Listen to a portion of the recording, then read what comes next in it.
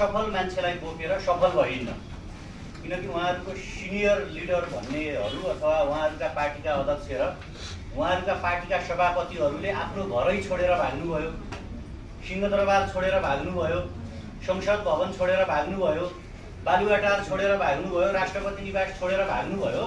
फेरि तिनै मान्छेहरू यो देशको परिवर्तनको सम्वाद हुन् भनेर उहाँहरूलाई नआउन र नबोल्न मेरो स्पष्ट रूपमा चेतावनी उहाँहरूलाई छ।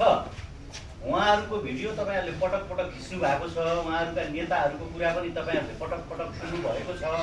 त्यसकारण कि उहाँहरूले म अब पार्टीको अध्यक्ष हो, मेरो नेतृत्वमा अब यो देश चल्छ, यो पार्टी चल्छ भनेर आउनु पर्यो। होइन भने आन्दोलनकारीहरूलाई धम्काउने, तर्साउने, देखाइदिन्छु भन्ने ल्याङ्ग्वेज प्रयोग नगर्न अनुरोध छ।